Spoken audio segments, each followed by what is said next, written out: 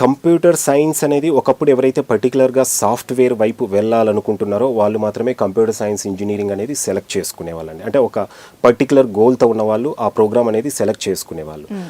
Electronics and communication engineering select చేసుకునే student ఒక డైలమాతో, ఒక కన్ఫ్యూజన్తోనే ఎప్పుడు ఆ ప్రోగ్రామ్ అనేది సెలెక్ట్ చేసుకునే వాళ్ళండి. అంటే దాంట్లో ఎలా ఉండేదంటే వెళ్తే అటు ఎలక్ట్రానిక్స్ వైపు వెళ్ళొచ్చు. ఇంతకుముందు మనకు కమ్యూనికేషన్ సెక్టార్ కూడా హ్యూజ్ గ్రోత్ అనేది ఉన్నది టెలికమ్యూనికేషన్ సెక్టార్లో.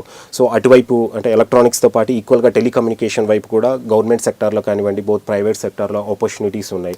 అండ్ దాని తర్వాత ఏదన్నా కొన్ని యాడ్ ఆన్ కోర్సెస్ నేర్చుకొని సాఫ్ట్వేర్ వైపు కూడా కొంత స్టూడెంట్స్ మూవ్ అయ్యే అవకాశం ఉంది అనేసి electronics and communication engineering select చేసుకునేవాళ్ళు.